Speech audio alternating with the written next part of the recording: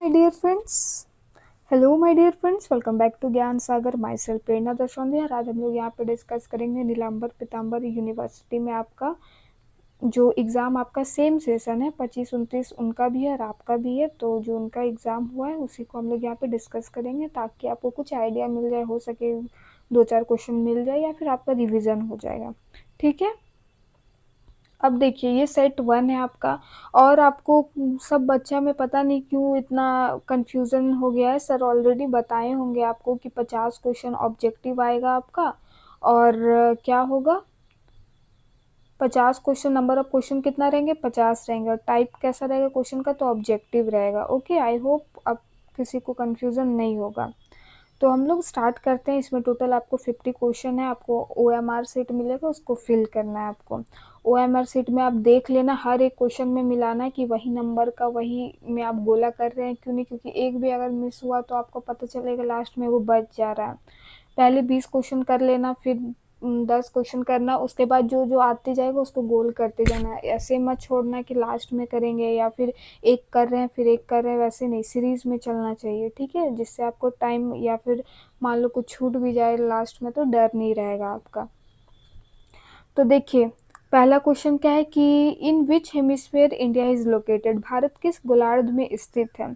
जो हम भारत पूछ रहा है कि किस गोलार्ध में स्थित है। तो अगर आपको इक्वेटर और प्राइम मेरिडियन के बारे में अगर पता होगा, ये हमारा क्या है, अर्थ है। ठीक है, अर्थ है, ये क्या हो गया, नॉर्थ हो गया, ये साउथ हो गया। अब जो हमारे इक्वेटर लाइन है उसको क्या करता है, बांटता है ऐसे, नॉर्थ और साउथ में अर्थ को पूरा बांटता है। उसके बाद जो प्राइम मेरिडियन लाइन होता है वो किस में बांटता है, ईस्ट और वेस्ट में बांटता है। ठीक है, ईस्ट और वेस्ट में बांटता है। तो हमारा इंडिया कहाँ लोकेट करता है, नॉर्दर्न और ईस्टर्न जो होता है उसके बीच में हमारा लाई करता है। तो इसका आंसर हमारा क्या हो जाएगा, नॉर्दर्न एंड ईस्टर्न। ठीक है, नॉर्दर्न और ईस्टर्न। ठीक है, 1 का बी, उत्तरी एवं पूर्वी हेमिस्फेयर या गोलार्ध। फिर देखिए आपका है कि भारत में कितने समय क्षेत्र हैं। तो भारत में कितने समय क्षेत्र है, सिर्फ एक है। ठीक है, भारत का क्या है, सिर्फ एक है। ओके, स्टैंडर्ड टाइम जिसको बोलते हैं। फिर थर्ड में हमारा कि प्राचीन काल में भारत को किस नाम से जाना जाता है। आपका ऑप्शन में जम्बू द्वीप है, आर्यवर्त है, भारतवर्ष और इनमें से सभी। तो आप लोग को पता होना चाहिए कि ये तीनों ही भारत का एंशिएंट नाम है, प्राचीन नाम है। ओके, जम्बू द्वीप भी कहते थे, आर्यव्रत लैंड ऑफ आर्यव्रत कहते थे, भारतवर्ष किंग भारत के ये से होता था। ठीक है, तो ये हमारा तीनों है। 4 में हमारा कि भारत में हिमालय की सबसे ऊंची चोटी कौन सी है। अब बच्चा आंख मूंद के मार देगा क्या, माउंट एवरेस्ट। ठीक है, माउंट एवरेस्ट आंख मूंद के मार देगा, लेकिन यहाँ पे ये वाला आपका गलत हो जाएगा। क्यों गलत होगा, यहाँ हिमालय नहीं लिखा हुआ है, भारत लिखा हुआ है। भारत में हिमालय की सबसे, ठीक है, जो इंडिया में जो प्रेजेंट है उसका सबसे ऊंची चोटी कौन सा है, तो हमारा क्या है, कंचनजंगा है। ठीक है, क्या है, कंचनजंगा है। ओके, 5 में है कि भारत का सबसे बड़ा पठार कौन सा है। तो भारत का सबसे बड़ा पठार क्या है, दक्कन पठार है, जो टोटल कितना 8 राज्य में फैला हुआ है। ठीक है, और इसमें एक इसकी जो परतें हैं इसके कारण इसका मिट्टी बहुत उपजाऊ रहता है। ठीक है, बोलाट या ऐसे ही कुछ नाम है। 6 में देखिए दक्कन ट्रैप क्षेत्र में मुख्य में कौन सी चट्टान पाई जाती है। तो बस यही है, बेसाल्ट पाई जाती है, और इसी के टूटने से ही क्या है, मिट्टी उपजाऊ ही है। ओके, 7 में है कि क्या है, प्रागैतिहासिक काल में भारत में मानव प्रवास मुख्य रूप से किस दिशा से हुआ माना जाता है।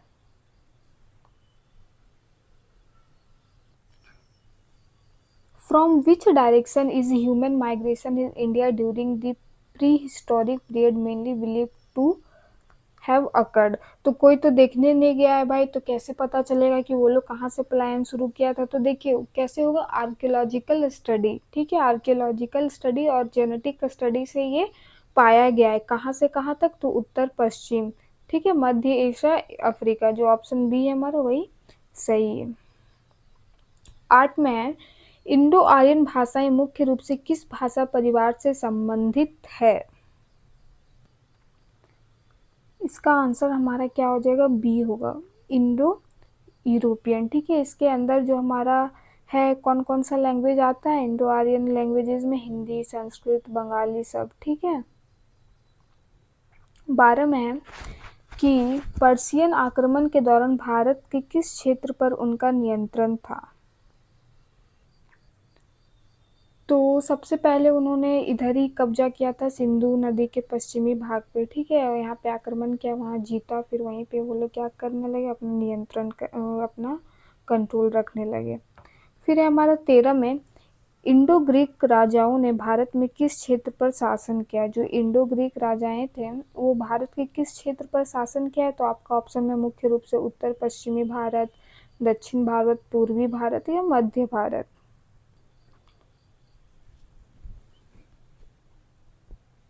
इसका भी हमारा आंसर ए होगा, मुख्य रूप से उत्तर पश्चिमी भारत। ठीक है, पंजाब और अफगानिस्तान में वो लोग ने शासन किया। कहाँ का, तो इंडो ग्रीक का। 14 में है कि हमारा शक इंडो स्कैथियन लोग भारत के मुख्य रूप से कहाँ से आए थे। 14 का हमारा आंसर हो जाएगा मध्य एशिया, सेंट्रल एशिया। ठीक है। 15 में है कि आपका मुगल वंश के संस्थापक बाबर भारत में कब आए थे। तो मुगल वंश के संस्थापक जो ये अपने आप में एक क्वेश्चन है कि मुगल वंश के संस्थापक कौन थे। ठीक है, और ये आए कब थे, तो 1526 ईस्वी में आए थे, पानीपत का प्रथम युद्ध उस टाइम। ठीक है, युद्ध हुआ और वो जो हमारे मुगल वंश का संस्थापक है बाबर, इन्होंने किसको हराया था, इब्राहिम लोदी को हराया था इस युद्ध में। 16 में है कि अरब, तुर्क और मुगलों के प्रवास ने भारत के इतिहास में किसका निर्माण किया है। जो ये सब आए हैं वो सब किसका निर्माण किया है, तो दिल्ली सल्तनत और मुगल साम्राज्य, मौर्य साम्राज्य, गुप्त साम्राज्य, या इनमें से कोई नहीं। इसका आंसर हमारा क्या हो जाएगा, दिल्ली सल्तनत और मुगल साम्राज्य। ओके। 17 में है, भारत किस राजा के नाम से जुड़ा हुआ है। तो राजा दशरथ है, राजा दुष्यंत है, राजा भरत है, या राजा ययाति है। तो इसका हमारा आंसर क्या हो जाएगा, राजा भरत। ओके। 18 में है कि हिंदुस्तान शब्द में स्थान का अर्थ क्या है। तो राजा है, धर्म है, स्थान, देश या भाषा है। तो स्थान का मतलब क्या होता है भाई, स्थान या देश। ठीक है, पाकिस्तान, अफगानिस्तान। स्थान का मतलब क्या होता है, प्लेस। 19 में है कि आर्यव्रत शब्द का अर्थ क्या होता है। तो नदियों की भूमि, आर्यों की भूमि, पर्वतीय भूमि या देवभूमि।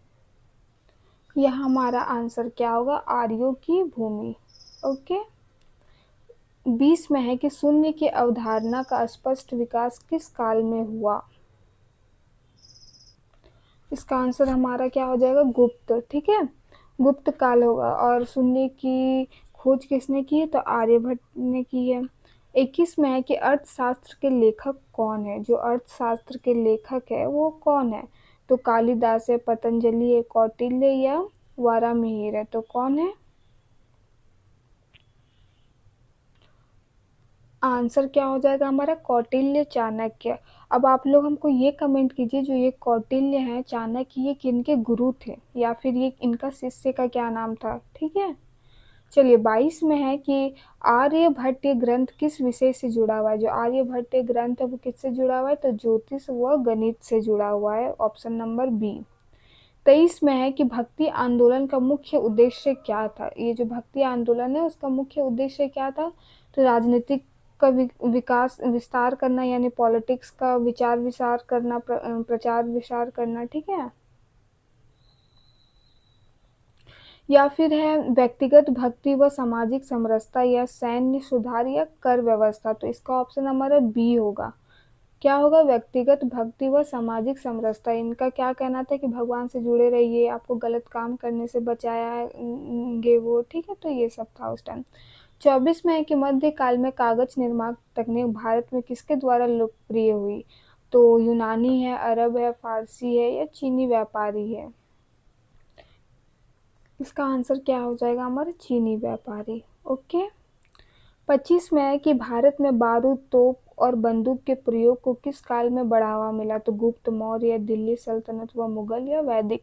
तो ऑप्शन सी हो जाएगा हमारा, दिल्ली सल्तनत और वह मुगल। 26 में है कि प्राचीन भारत में धातु विज्ञान मेटलर्जी को श्रेष्ठ उदाहरण क्या है। तो हम लोग धातु विज्ञान का एक बेहतर एग्जाम्पल, सर्वश्रेष्ठ एग्जाम्पल किसको मानेंगे, तो दिल्ली का लोह स्तंभ को मानेंगे। ठीक है, दिल्ली का लोह स्तंभ को मानेंगे। 27 में है कि प्राचीन भारत का शिक्षा पद्धति का केंद्र क्या था, जो हमारा एंशियंट एजुकेशन का सेंटर क्या था, इसमें बताना है। तो चर्च है, मदरसा है, गुरुकुल है या कॉलेज है। तो इसका आंसर, हमारा सटीक आंसर क्या होगा, गुरुकुल होगा। ठीक है, लेकिन गुरुकुल और मदरसा में ज़्यादा डिफरेंस नहीं है। मदरसा मुस्लिम लोग चलाते थे और गुरुकुल हिंदू लोग का था। ठीक है, तो ये है, लेकिन आप इसके साथ जाएंगे किसके साथ, तो गुरुकुल के साथ। गुरुकुल में परंपरा कैसी थी, तो गुरु शिष्य परंपरा थी। इसमें गुरु के ही आश्रम में रह के वो लोग पढ़ते थे, लिखते थे, स्वतंत्र बनते थे। और उस टाइम पढ़ना लिखने का मतलब आपको ये नहीं था, वहाँ क्या था कि आध्यात्मिक और आपका शरीर का, ठीक है, आप कैसे भगवान परमात्मा से जुड़ेंगे, आपका स्वास्थ्य को कैसे ठीक रहेगा। ठीक है, और युद्ध वगैरह का दिया जाता था शिक्षा। फिर है हमारा 28 में कि प्राचीन भारत में पाठशाला शब्द का अर्थ क्या है। पाठशाला का मतलब क्या होता है, विश्वविद्यालय, प्राथमिक विद्यालय, आश्रम है या पुस्तकालय है। इसका आंसर क्या होगा हमारा, प्राथमिक विद्यालय। ठीक है, प्राइमरी स्कूल, जब हम लोग प्राइमरी स्कूल जाते हैं ना, KG 1 2, तो उसको हम लोग प्राइमरी विद्यालय बोलते हैं। ओके। 29 में है कि टोल व्यवस्था विशेष रूप से किस क्षेत्र में प्रसिद्ध थी। तो जो टोल व्यवस्था होता है, आप टोल का कटवाते होंगे, देखते होंगे, तो किसमें थी, पंजाब है, बंगाल व मिथिला है, दक्कन है या गुजरात है। तो ये क्या हो जाएगा हमारा, बंगाल व मिथिला। ओके, बंगाल व मिथिला। 30 में है गुरुकुल व्यवस्था में छात्रों द्वारा गुरु को दिया जाने वाला योगदान क्या कहलाता था। तो उस टाइम गुरु को जो हम लोग देते थे वो क्या होता था, गुरु दक्षिणा होता था। वो लोग खुद से बोलते थे कि गुरु दक्षिणा के रूप में ये चाहिए। आपको पता होगा एकलव्य का अंगूठा ही गुरु दक्षिणा में उन्होंने ले लिया था। ओके। और फिर बर्बरिक का कृष्ण जी उनका माथा ले लिए थे, जो अभी खाटू श्याम में ये है, आज भी उनका पूजा जाता है। ओके। 31 में देखिए 1813 के चार्टर एक्ट का मुख्य शैक्षणिक महत्व क्या था। चार्टर एक्ट, देखिए ये चार्टर एक्ट था क्या आखिर, जो 1813 में आया था। तो इस टाइम क्या हुआ था कि जो ब्रिटिश सरकार थी, जो ब्रिटिश गवर्नमेंट थी, वो उन्होंने क्या लिया, जिम्मा लिया। और पढ़ाई के लिए कितना, 1 लाख बजट पूरे साल में उन्होंने देने को तय किया, ताकि क्या कर सके, भारत में शिक्षा का शुरू कर सके या उसको फंड कर सके। ठीक है, तो 31 का हमारा क्या हो जाएगा, बी, शिक्षा के लिए धन का प्रावधान। ओके। 32 में है 1857 में स्थापित विश्वविद्यालय थे, कौन कौन थे, तो हमारा यहाँ कलकत्ता हो जाएगा, बॉम्बे हो जाएगा और मद्रास हो जाएगा। ओके। 33 में हंटर आयोग का संबंध किससे था। तो विश्वविद्यालय शिक्षा, प्राथमिक शिक्षा, तकनीकी शिक्षा या सैनिक शिक्षा। तो देखिए तकनीकी और सैनिक छोड़ दीजिए, आपको यहाँ पे करना क्या है, उस टाइम हम लोग को शिक्षा मिल जाए वही बहुत बड़ा बात था। तो आपको मानना होगा विश्वविद्यालय था कि प्राथमिक था। देखिए तो हंटर कमीशन 1882 का रिकमेंडेशन क्या था, सिफारिश क्या था, कि जो प्राइमरी एजुकेशन को क्या दे, बढ़ावा दे और जो हमारा लोकल लैंग्वेजेस था, स्थानीय भाषा था, उसमें सिखाने का प्रयास करे, क्योंकि बच्चा अपने मातृ लैंग्वेज पे ही ना सीख पाएगा। अचानक से आपको वो लोग का क्या कहना था, ब्रिटिश गवर्नमेंट का है कि इंग्लिश सिखाएंगे। तो इंग्लिश अगर आप स्टार्टिंग से ही सिखाओगे तो थोड़ी ना वो हम लोग के लिए, फिर हम लोग का जो हिंदी था या फिर जो हमारा लोकल रीजनल लैंग्वेज था वो सब फिर विलुप्त हो जाता। फिर बाद में ये हुआ कि स्टार्टिंग में हम लोग आपको अपना रीजनल लैंग्वेज या मात्र ये सब पढ़ो, उसके बाद हम लोग हिंदी इंग्लिश को इंट्रोड्यूस करो, ये लास्ट में हुआ था। 34 में है बनारस हिंदू विश्वविद्यालय की स्थापना किसने की है। तो किसने की है, मदन मोहन मालवीय ने की है। अब कब पूछेगा, तो 1916 में। 35 में 1813 से सबसे पहले शिक्षा मुख्यतः किसके द्वारा दी जाती थी। तो ब्रिटिश है, मिशनरी व पारंपरिक संस्थाएं, सेना या कंपनी है। तो क्या हो जाएगा हमारा, मिशनरी एंड ट्रेडिशनल इंस्टीट्यूशन, जो वही हमारा गुरुकुल, मदरसा, जो ये सब था। ओके। 36 में कोठारी आयोग का मुख्य विषय क्या था। तो कोठारी आयोग का मुख्य विषय क्या था, तो संपूर्ण शिक्षा प्रणाली से था। ऐसा नहीं कि खाली टेक्निकल था या केवल प्राइमरी या बिजनेस, ऐसा कुछ नहीं था, पूरा एंटायर एजुकेशन सिस्टम को बदलने का इसमें था कोठारी आयोग में। ओके। जिसके ये कौन थे, दौलत सिंह कोठारी। फिर है आपका AICTE अखिल भारतीय तकनीकी शिक्षा परिषद का मुख्य कार्य क्या था, विश्वविद्यालय अनुदान, तकनीकी शिक्षा का नियमन या स्कूली शिक्षा या शिक्षक भर्ती। देखिए इसमें तकनीकी वर्ड ही जुड़ा हुआ है तो आपको यहाँ तकनीकी शिक्षा का नियमन ही आपको मानना चाहिए कॉमन सेंस से भी, ठीक है। अगर नहीं भी आता है तो 38 में देखिए Indian institute of science Bengaluru की स्थापना किसने की है, तो टाटा ट्रस्ट ने की। इसका संस्थापक का आप नाम कमेंट कीजिएगा, ठीक है। 39 में निम्न में से कौन सा शिक्षा संस्था नहीं है, तो IIT है, IIM है, NCERT या केंद्रीय विश्वविद्यालय है। तो ये सब हमारा जो यहाँ पे NCERT ये नहीं होगा, बाकी हमारा क्या शिक्षा इंस्टीट्यूशन है, संस्था है पढ़ाने का। 40 में है कि इंदिरा गांधी इग्नू की स्थापना कब की, तो कब हुआ है इसका स्थापना, आंसर हमारा क्या हो जाएगा 1985। इग्नू की स्थापना कब हुई है, तो 1985 में हुई है। इसमें क्या होता है, डिस्टेंस कोर्स जिसमें हम लोग करते हैं, बिना स्कूल जाए आदमी रात में भी कर सकता है, ठीक है। कोई छोड़ दे रहा है फिर ज्वाइन कर सकता है, ऐसे होता है। 41 में स्किल इंडिया का कार्यक्रम जुड़ा है, किससे जुड़ा है, तो स्किल इंडिया मतलब स्किल का ही मतलब क्या होता है कि आप जिस चीज़ में अच्छे हैं उसको क्या करना और स्किल्ड करना और इन्हेंस करना। तो इसका ऑप्शन बी हो जाएगा, तकनीकी व व्यावसायिक कौशल विकास। इससे क्या होगा, आपको जॉब ओरिएंटेड रहेगा। अगर आपको कुछ नहीं आता, आप 9-10 ही पढ़े हो तो आपको मैकेनिक्स का काम सिखाया जाएगा। अगर आप ब्यूटिशियन लड़की हो तो ब्यूटिशियन का सिखाया जाएगा, ठीक है। इसके लिए बहुत सारे केंद्र भी खुले हुए हैं जिसको कौशल केंद्र ऐसे कुछ बोलते हैं। आप भी देखे होंगे, आपके घर वर साइड में आता होगा ब्यूटिशियन सिखाने के लिए, सरकारी जो आपको सर्टिफिकेट देता होगा, लोन में कुछ ऐसे गारंटर है, ऐसे कुछ बनता है, ठीक है।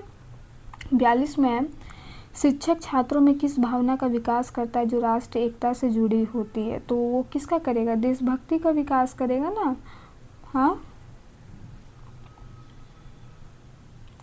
43 में 21वीं सदी में शिक्षक की भूमिका मुख्यतः कैसी मानी जाती है, तो अभी के सदी में टीचर का रोल क्या होना चाहिए, तो क्या है, केवल ज्ञान देने वाला, मार्गदर्शक और सुविधादाता या अनुशासक या परीक्षक।